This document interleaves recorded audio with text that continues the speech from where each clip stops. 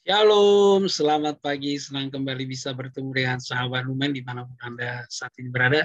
Saya sapa dengan salam damai sejahtera di dalam Tuhan kita, Yesus Kristus. Dan saya menyambut selamat datang bagi saudara-saudara seiman yang pertama kali hadir di channel ini.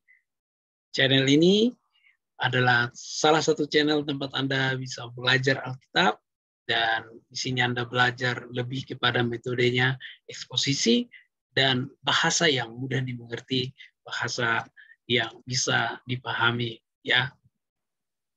Nah, kali ini kita akan membahas satu tema yang sangat menarik, yaitu Shar Shalom, ya, Raja Damai.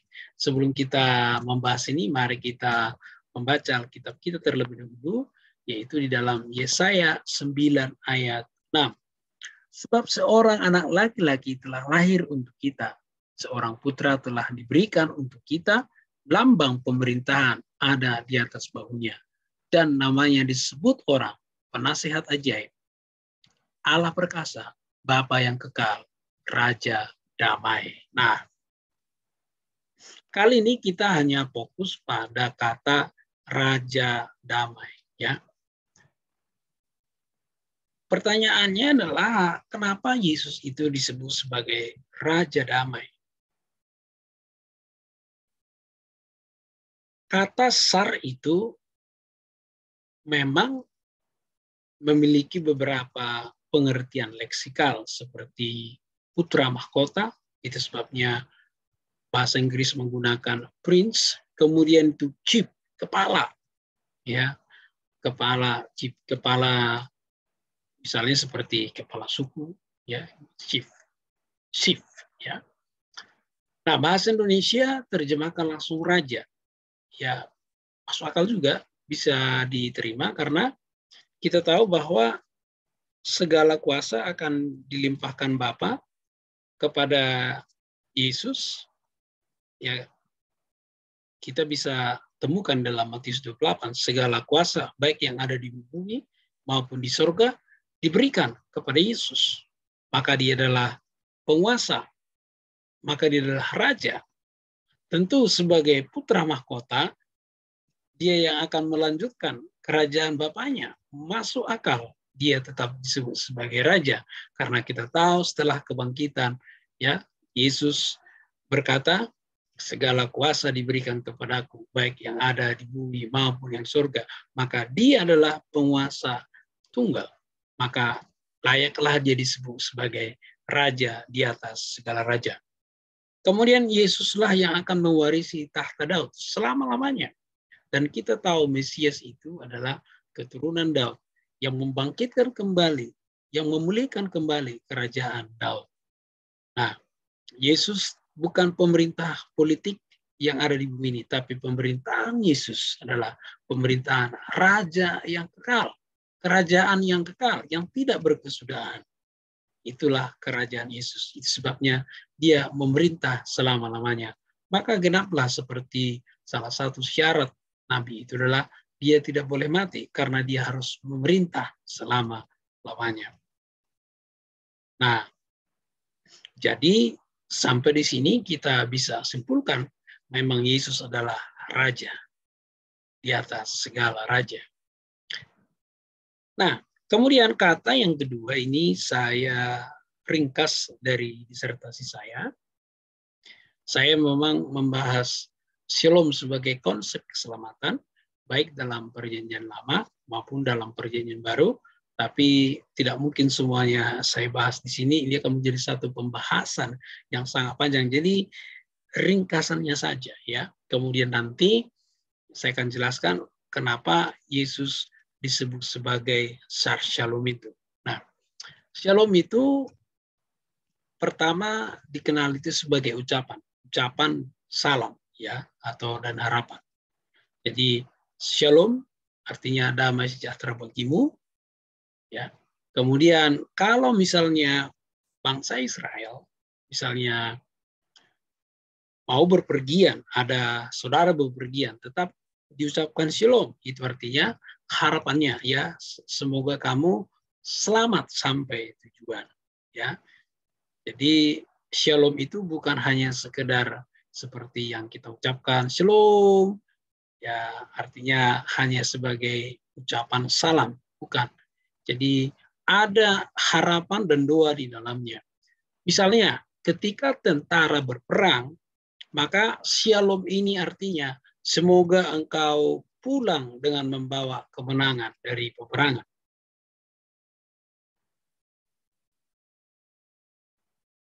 Shalom ini bukan hanya diucapkan kepada orang yang dikenal saja, baik orang yang bertemu, baik orang yang baru kenal saja, tetap diucapkan shalom.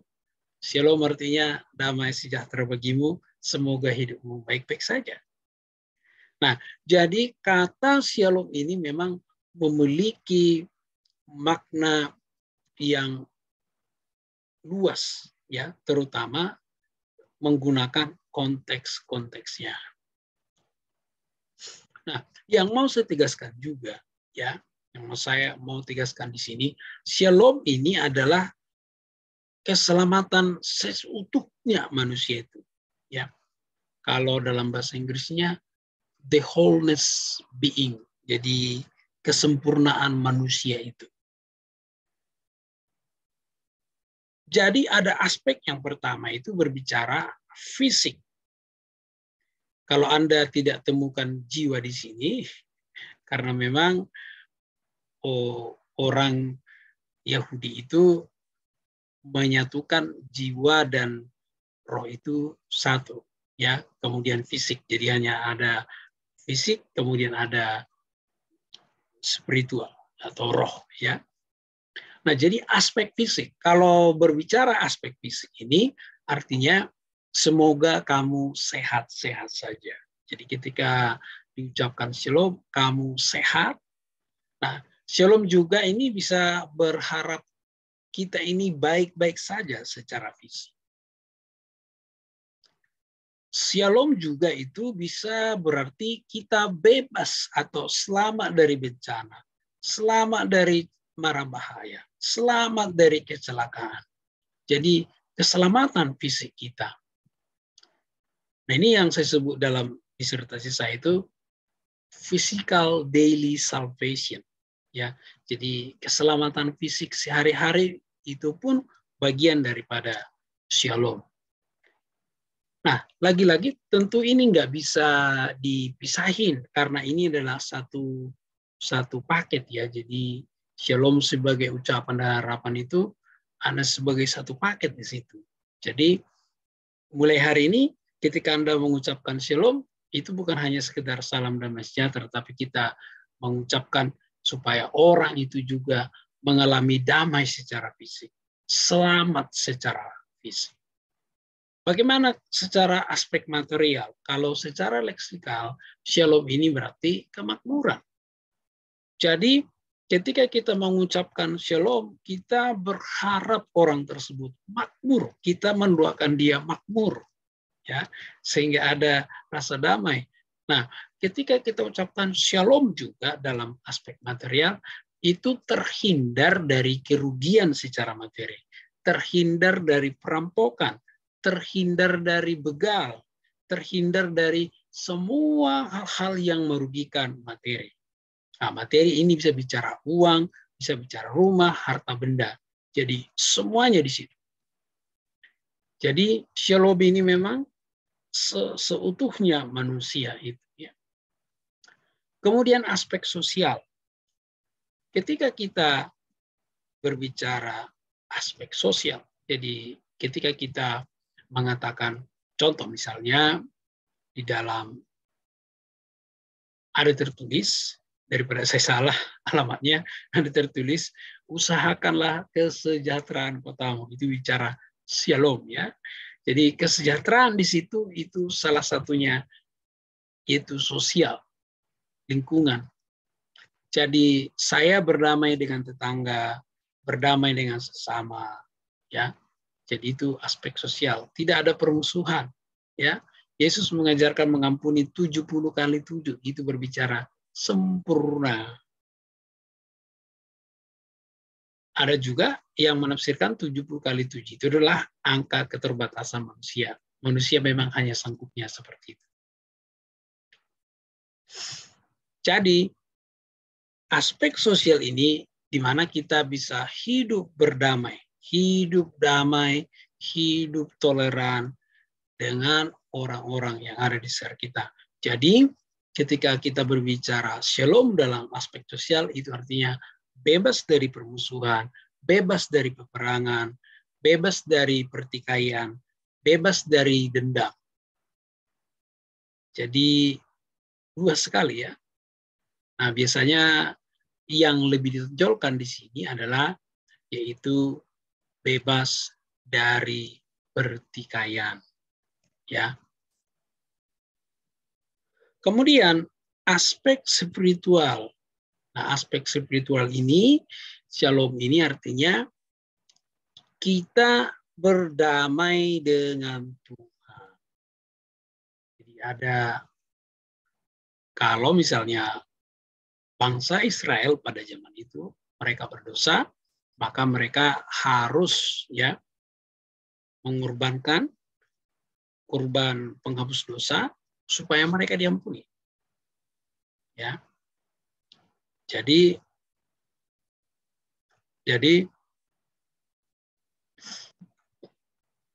hubungannya harus dibereskan dengan Tuhan. Nah, shalom ini kemudian berkelanjutan. Kemudian kalau di dalam perjanjian baru itu diterjemahkan eirene. Ya.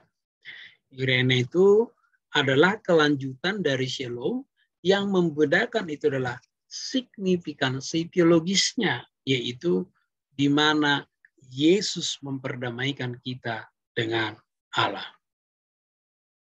Kalau saudara ingat dalam renungan yang sebelumnya saya katakan bahwa dosa itu adalah permusuhan berdarah.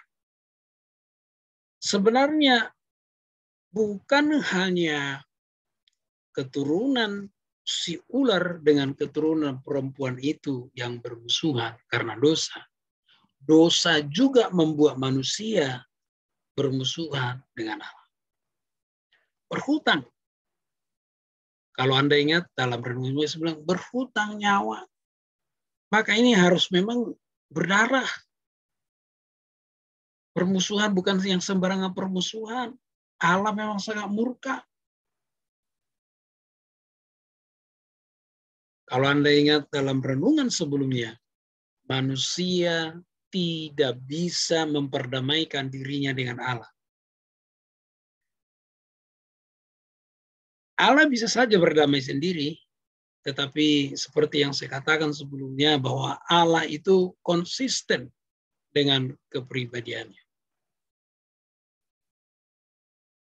Konsisten dengan sifat-sifatnya, dia Allah yang kudus, maka dia sangat membenci dosa. Oleh sebab itu, dosa itu harus dihakimi. Itulah keadilan Allah. Tapi Allah tahu manusia itu tidak sanggup. Maka karena Allah sangat mengasihi manusia, maka tindakan perdamaian itu berinisiatif atau berawal dari Allah. Yohanes 3:16, karena begitu besar kasih Allah.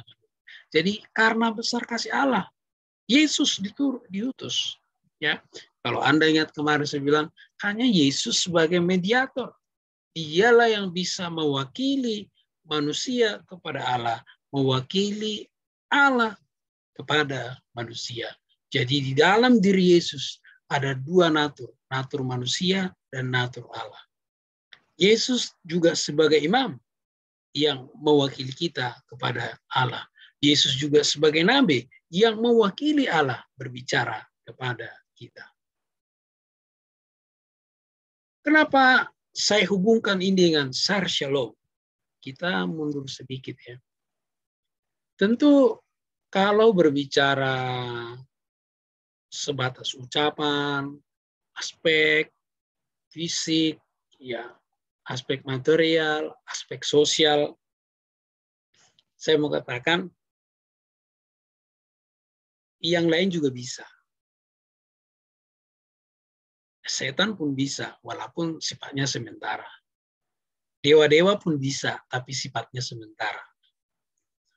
Tapi kalau berbicara aspek spiritual itu tidak ada yang bisa. Hanya Yesus satu-satunya pribadi yang bisa memperdamaikan manusia dengan Allah. Itulah sebabnya disebut dia Raja Damai, Raja yang melakukan perdamaian. Kenapa?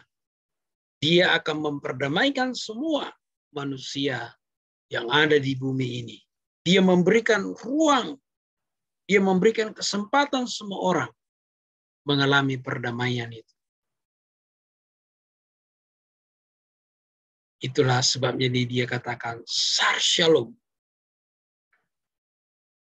Jadi kemutlakan Yesus sebagai Sar Shalom di sini karena hanya dia mediator satu-satunya. Karena dia adalah yang mendamaikan kita satu-satunya. Yang mendamaikan manusia dengan Allah. Itulah sebabnya dia disebut sebagai Sar Shalom. Maka nubuatan ini sangat digenapi dalam Yesus. Seandainya dia tidak pernah menjadi manusia, maka dia tidak bisa disebut sebagai Sar Shalom. Karena berbicara Sar Shalom bukan hanya memerintah semua dalam keadaan damai. Tapi yang utama di sini adalah bagaimana Allah, Tuhan Allah, pencipta itu berdamai dengan ciptaannya karena dosa. Yesuslah satu-satunya yang sudah menanggung semua murka Allah. Sehingga murka Allah sudah ditanggung, maka Allah berkenan memperdamaikan dirinya dengan manusia melalui Yesus Kristus sebagai pengantara tunggal. Itulah sebabnya Yesus disebut Sar Shalom. Sekian renungan hari ini. Tuhan Yesus memberkati. Selamat beraktivitas.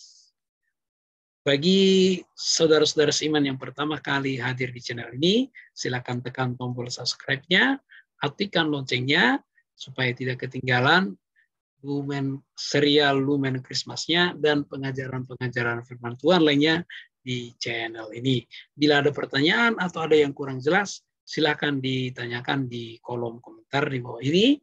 Dan bila Anda diberkati, silakan membagikan kepada sebanyak orang mungkin, supaya semakin banyak yang diberkati.